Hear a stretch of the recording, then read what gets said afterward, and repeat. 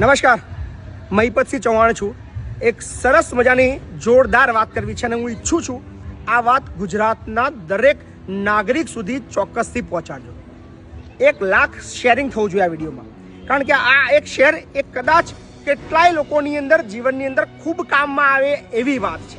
એટલે પ્લીઝ શરૂઆત કરતા પહેલા જ વિડીયોને એક વખત શેર કરી દો।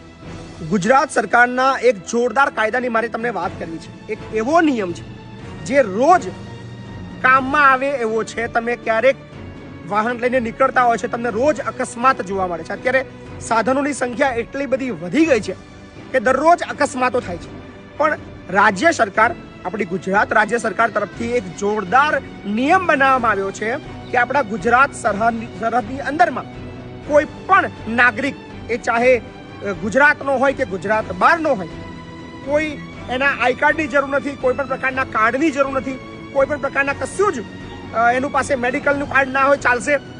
સીધું જ એની ટ્રીટમેન્ટ 50,000 રૂપિયા સુધીની સહાય એ રાજ્ય સરકાર ભોગવે છે।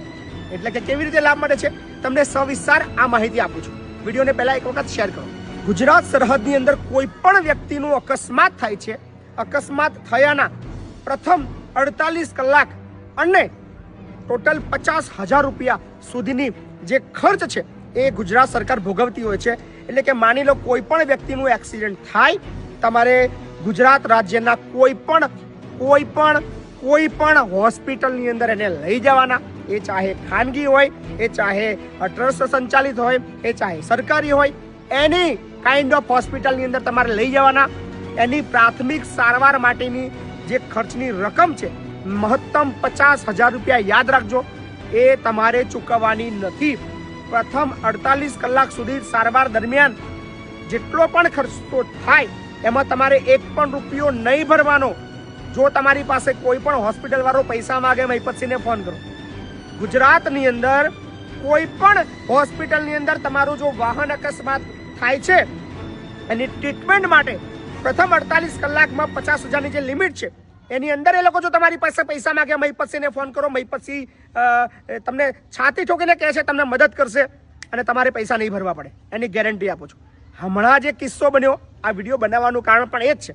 1 કલાક પહેલા એક હોસ્પિટલની અંદર પેશન્ટ એડમિટ થયો છે, એનું એક્ટિવા પર કંઈક એક્સિડન્ટ થયું છે, 2-3 કલાક ટ્રીટમેન્ટ ચાલી, થોડી ગંભીર હોવાને કારણે એને રિફર કરવો પડ્યો છે બીજી હોસ્પિટલમાં, પણ આ જે 2-3 કલાકના સારવારના 46,000 રૂપિયા ડોક્ટરે બિલ કાઢ્યું।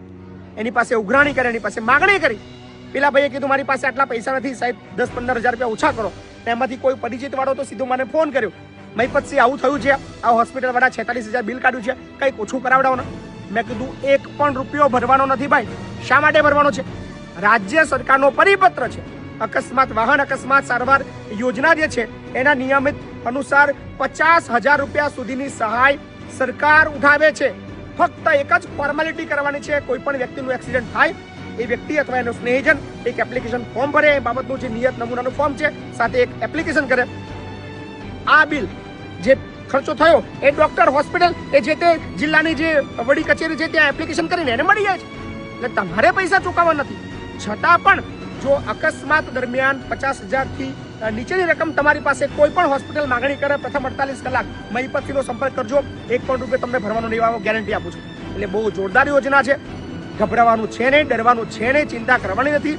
અને તમામ હોસ્પિટલો આવી જાય, એવું નહીં કે ભાઈ સરકારી છે કે પ્રાઇવેટ છે કે ફલાણી ઢીકણી ટ્રસ્ટની છે, કશું જ નહીં।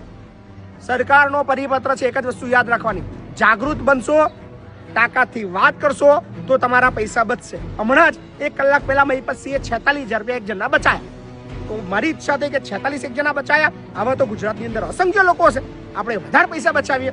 એટલે જેને પણ એક્સિડન્ટ થાય પ્રથમ 48 કલાક દરમિયાન વધુમાં વધુ 50,000, 50,000ની ઉપર બિલ થાય તો તમારે ભાઈ આપી દેવાના, એની અંદર મહિપતસિંહ ફોન નહીં કરવાનો, પણ 50,000 રૂપિયા અને પ્રથમ 48 કલાકનો જે ખર્ચ છે એ રાજ્ય સરકાર ભોગવે છે, એનો મહત્તમ લાભ લેવાનો। પણ એવું નહીં કે આપણે પૈસાવાળા છે એટલે ખીચામાં હાથ નાખીને આપી દેવાના। કદાચ ગરીબ લોકો છે, ચિંતા કરવાની નહીં, કોઈ હોસ્પિટલ ના માને, મહિપતસિંહનો સંપર્ક કરજો, નીચે નંબર આપ્યો છે, ફક્ત તમારું નામ લખો, હોસ્પિટલનું નામ લખો, જગ્યા લખો અને કહેજો કે ડોક્ટર પૈસાની માગણી કરે છે, મહિપતસિંહ તમને મદદ કરશે। ચિંતા ના કરજો, વિડીયોને શેર કરજો અને રાજ્ય સરકારની આ યોજનાનો મહત્તમ લાભ મળે, લોકો સુધી પહોંચે એવું કામ કરજો। મહિપતસિંહ તમારી સાથે છે અને કાયદો જાણશો તો ફાયદામાં રહેશો। ધન્યવાદ।